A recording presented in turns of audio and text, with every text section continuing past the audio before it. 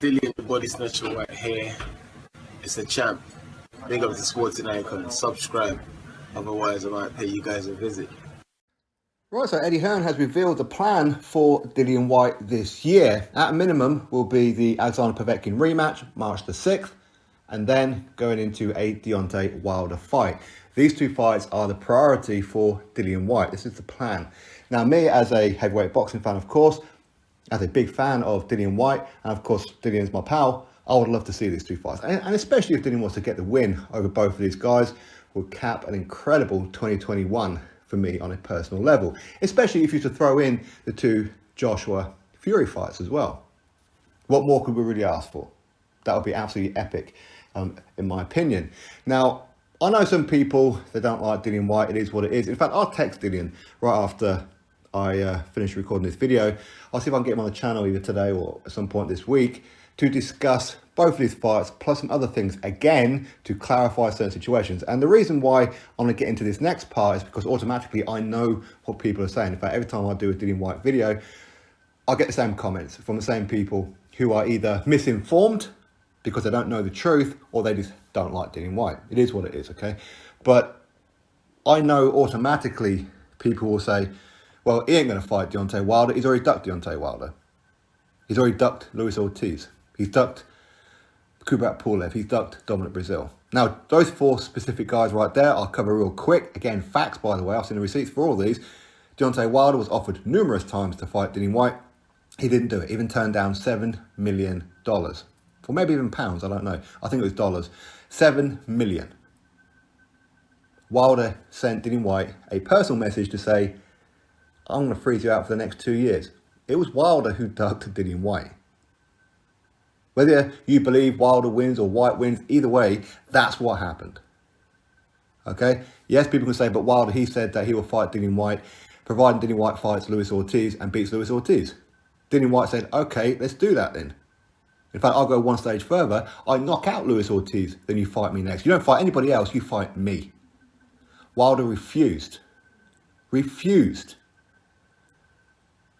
Again, Luis Ortiz had just come off a knockout loss to Deontay Wilder at that particular time as well. But again, to continue with the Luis Ortiz narrative that people have with Dillian Whyte, I know for two occasions where Dillian Whyte offered Luis Ortiz a fight.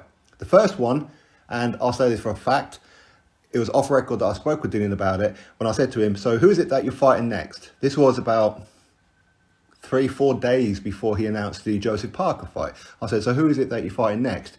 And he said, Luis Ortiz.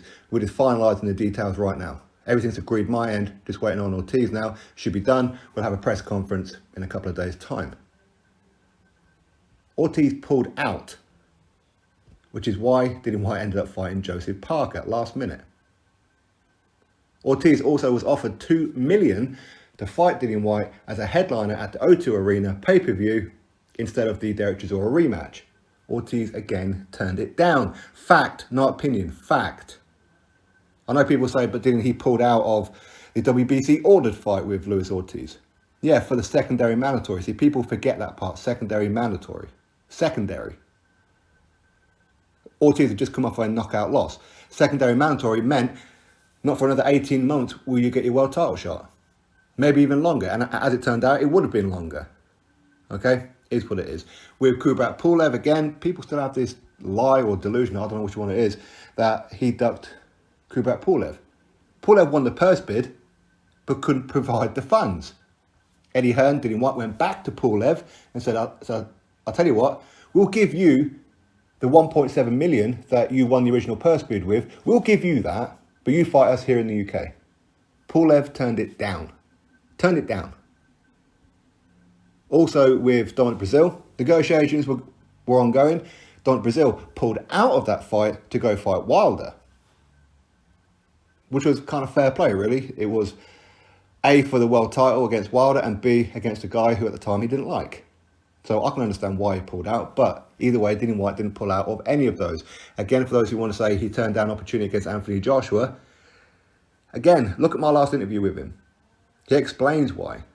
A lot of it was around testing, that kind of thing. Go watch that video. In fact, that video will pop up during this one. Now, back onto these two fights. Okay, now the Povetkin rematch, okay, people say, but Dillian, he got knocked out the first time with Alexander Povetkin. Yeah, he did, after dominating him. Who else has handled Povetkin the way that Dillian Whyte did? People weren't expecting that. People were expecting Alexander Povetkin to be winning the first few rounds, and then Dillian would take over as the fight went on, maybe stop Povetkin mid to late rounds. That's not quite what happened. It actually went reverse, didn't it? Dillian Whyte was the one who was bouncing Povetkin up and down off the canvas, and then he pulled out a massive, massive punch. And people will still come out of this, well, he was looking for that punch or fight. Was he hell? Was he hell? People just follow that narrative because they heard it once and went, yeah, that's what it was. No, and nobody saw that coming. Nobody did. Okay? Well, either way, it is what it is.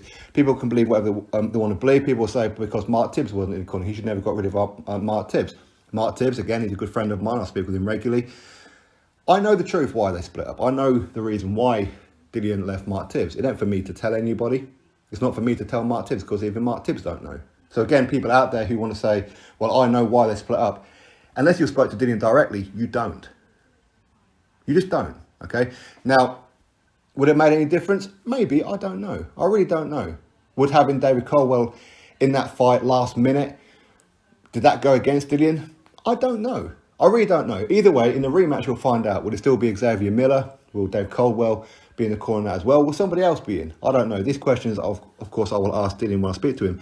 But hopefully all going well, he gets past Povetkin. That's the priority. That should be his one and only focus. And hopefully the fight happens. Much like the first time around, the fight's on, then it's off, then it's on, then it's off. The rematch seems to be exactly the same. It's on, then it's off, then it's on, then it's off. Of course, not Povetkin's fault, of course, because he caught the COVID and that. But hopefully all going well now. March the 6th is the date. Hopefully Dillian Whyte gets to win. I don't care how he gets to win, whether it's in impressive fashion, whether it's boring, whether it's knockout, whether it's points. I don't care. Get the win. That's what's important. Then we'll move into the Deontay Wilder fight. Will that fight happen? Dillian's always wanted Wilder. He's always wanted Wilder. He would love nothing more than to get his hands on Wilder. I know people say, but if Povetkin can stop Dillian, if Joshua can stop Dillian, then Wilder will definitely stop Dillian.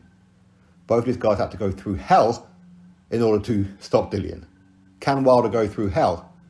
No, not really. We've seen Wilder, when he goes through hell, he pretty much quits. That's what he does. He doesn't know how to fight back.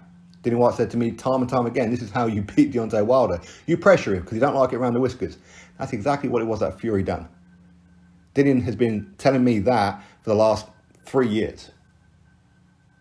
So again, hey, Wilder can knock out anybody. It's not like specifically Dillian Whyte. Wilder can knock out anybody if he lands. Of course he can. So I still want to see that fight. You guys want to see that fight. And why not? Dillian has always been the guy, because he's been number one for so long in the WBC. Then, of course, finally he gets the official mandatory position and the interim title. He could have done what Wilder done before he got the WBC belt by fighting the Jason Gavins and the Audie Harrisons and that of the world. Dillian Whyte could have done that, but he didn't. He didn't. He was fighting somewhat killers. Was he not? He could have done what Don Brazil done. In fact, Don Brazil, when he became mandatory, had one fight against a journeyman in 18 months. Dillian could have done that. Luis Ortiz, who's got 2 shots at Wilder. Who's he beat? Who's he beat? Dillian could have done that, but he didn't. He's gone after Parker, undefeated Rivas. He was fighting all these guys. Robert Helenius was, of course, one of them as well. A fight that Dillian Whyte gets absolutely no credit for. Helenius, who knocked out Adam Kalinacki last time around. We'll have to wait and see if he can do it again in the rematch. But either way, Dillian has one of the best resumes in the heavyweight division. Whether you like Dillian Whyte, whether you don't, whether you want to call me a Dillian Whyte fanboy, cool, whatever. It doesn't matter. Keep feeding the machine.